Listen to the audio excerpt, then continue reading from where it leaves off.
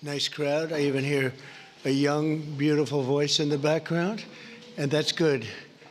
That makes us all feel young. I want to thank everybody for being here on the 200th day in office. This is 200 days already. Time flies.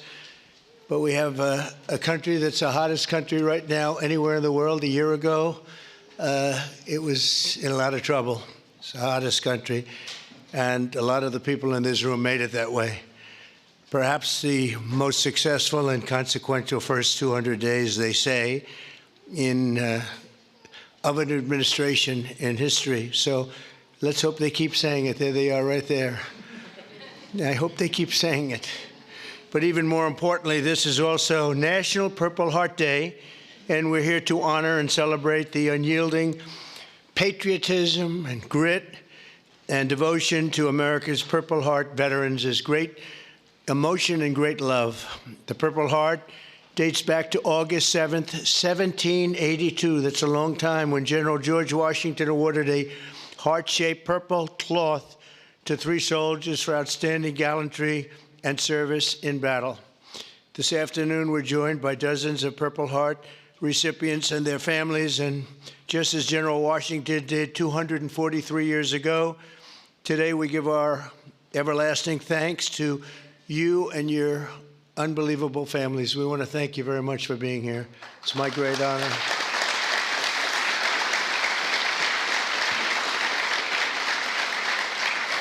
We're also joined by American patriots who love our military and our veterans, including Secretary of Defense Pete Hegseth. You're doing a great job, Pete. Thank you. We're working hard together. Secretary of Veterans Affairs with 92% approval rating, I hear. That's a record. Doug Collins. Thank you very much, Doug. The Director of National Intelligence, Tulsi Gabbard. She's got a lot of interesting things happening in the last 2 months. A lot of interest. Keep it coming, Tulsi. Keep it coming. Chairman of the Joint Chiefs of Staff, General Dan Kane, my friend, who I knew a long time ago. He got rid of ISIS in record time. They said it was going to take 4 to 5 years. He did it in 4 weeks. That's when I said, if I get into this again, I'm going to make him the chairman of the Joint Chiefs, and that's what happened. Great job, and he did an incredible job in Iran. I want to thank you very much. Great job, General.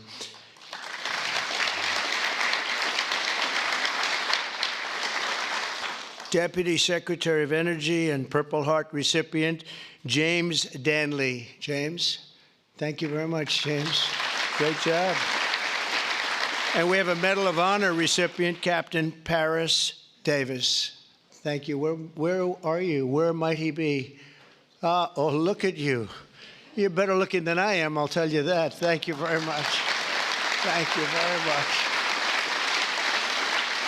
We're also joined by the Marine Corps veteran who co-managed my 2024 campaign, a fantastic talent in many ways after he was wounded in battle for our country in Operation Desert Storm, Chris LaCivetta. So where is Chris?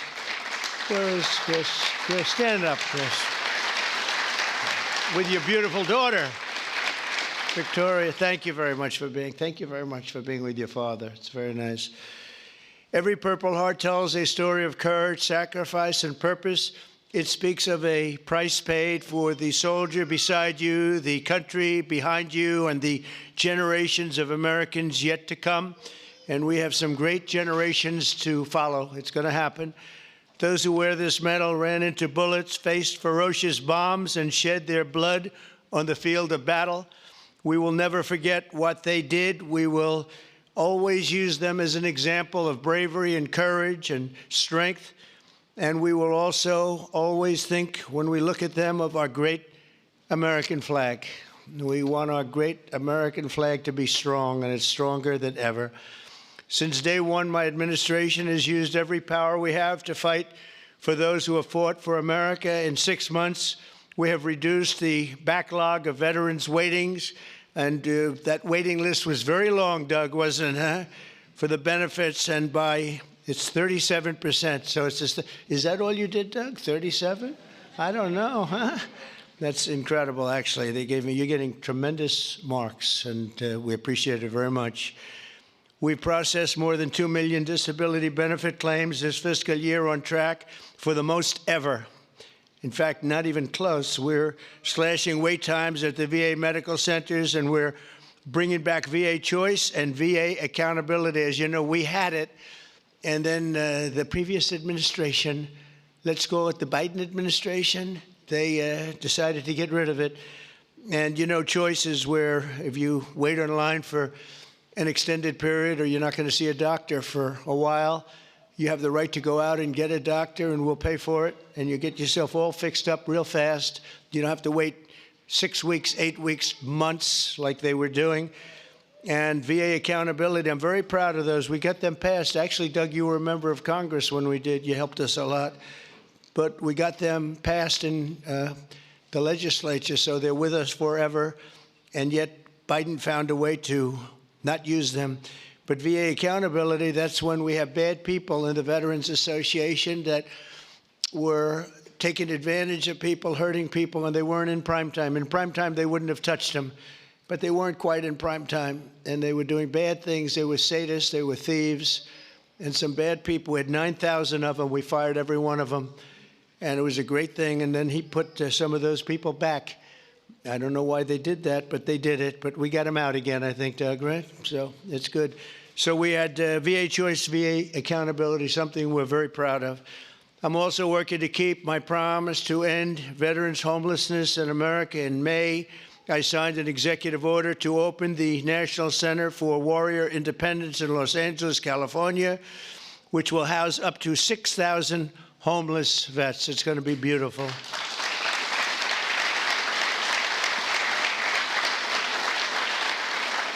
And just last week, I signed the VA Home Loan Program Reform Act, a big deal to help ensure no veteran is kicked out of their home for a late payment. If you're a little bit late, don't worry about it. And frankly, if you're a lot late, you don't have to worry about it either. You just get it in when you can.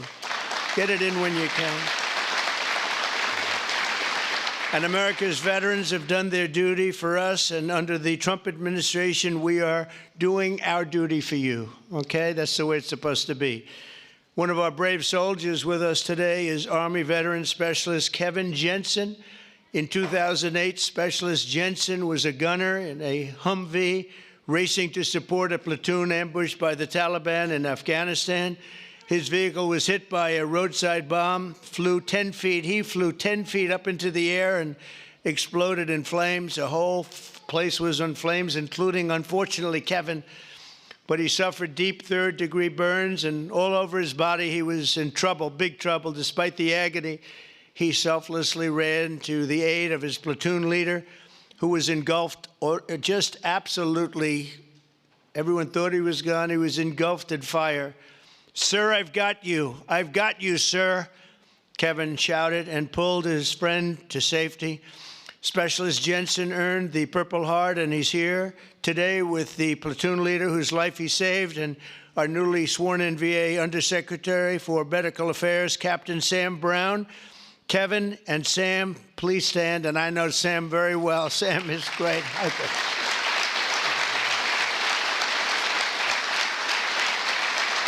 What a combination. He's okay, right?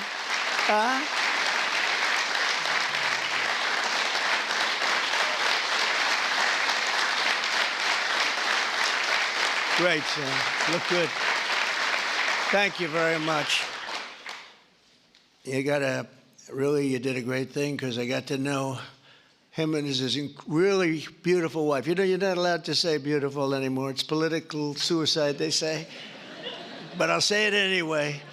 And the most beautiful family you've ever seen. And I just want to thank you for having done, and you for your great bravery. It's really great. Thank you both for being here. Appreciate it. Thank you.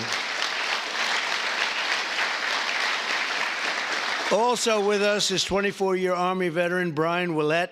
In 2010, Staff Sergeant Willett was conducting a resupply mission in Afghanistan when his vehicle was struck by a roadside bomb. You know who did the roadside bomb, right? Soleimani. Where is he? Where is he? Where is Salamini? He did. He was the father of the roadside bomb.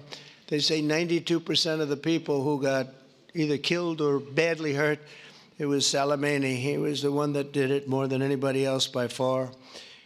Leaving this person very seriously injured. 7 months later, Brian's teenage son, Private Kevin Willett, who was also deployed to Afghanistan, was standing guard when insurgent forces attacked with heavy fire. The grenade knocked him out and knocked him right to the ground. He was in big trouble, but Kevin rose to his feet and successfully repulsed the attack on his camp, earning both the Purple Heart and Bronze Star for valor. And I'd like to ask Brian and Kevin to please stand wherever you may be. Hi, how are you? How are you? Good job. Good job. Two great people. I would say these are different types, right? These are different types, right? But same blood, that's all we care. It's very good. You both look great. Thank you both very much. Appreciate it. We're also joined by Marine Corps veteran Staff Sergeant Thomas Mateo, wounded 6 times during 2 tours in Vietnam. At the end of his first tour, shrapnel sliced open his abdomen and he was left bleeding and they thought he was gone. He was on the jungle floor for a long period of time, but he recovered and chose to go back and fight. Thomas later continued to protect our citizens as police chief of Hialeah Gardens and Inverness. That's 2 good places. We love those places. We love Florida.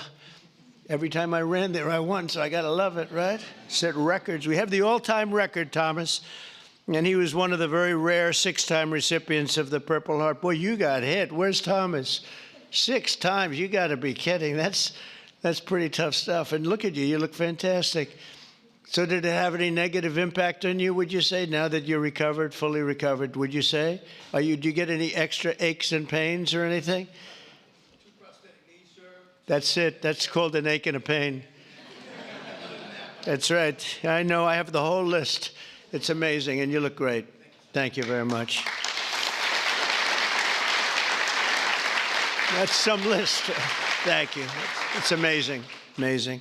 Last year, after an assassin tried to take my life in Butler, Pennsylvania, Thomas generously mailed me one of his Purple Hearts. Many of the other veterans showed me the same unbelievable gesture of kindness, including 3-time Purple Heart recipient John Ford and Gerald Enter Jr., who also came along with us and did us a great, great favor. Gerald, John, and Thomas, I want to thank you very much. What a great honor to get those Purple Hearts. I guess in a certain way it wasn't that easy for me either when you think of it, but you went through a lot more than I did, and I appreciate it all very much. Thank you. Thank you. Where are you? Stand up, please. Please. Thank you very much. Thank you very much. Thank you. Thank you. Great. That was someday.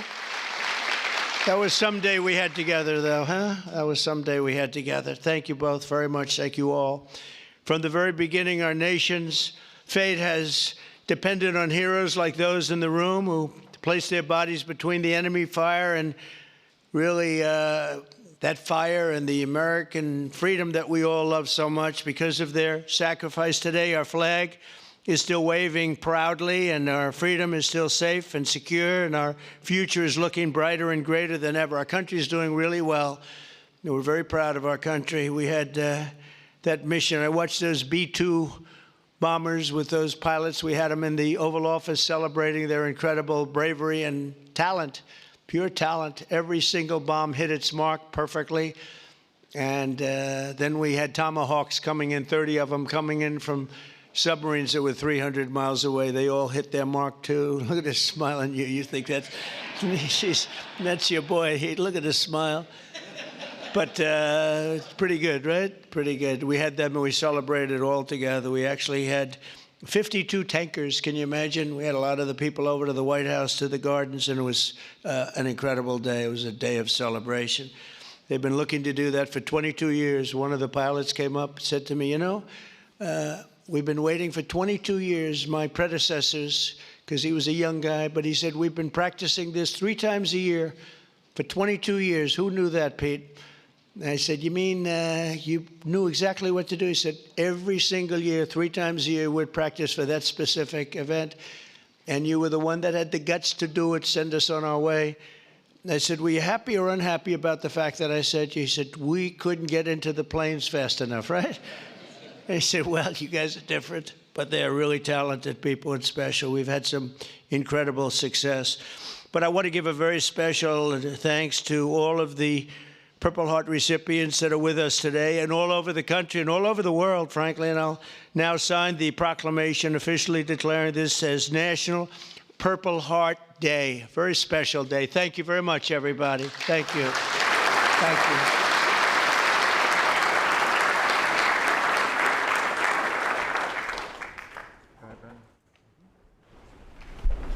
I know who I'm giving this pen to.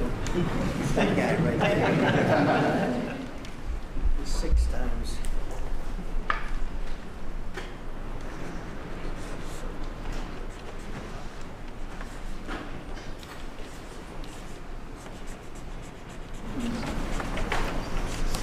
And that is not done by an auto pen.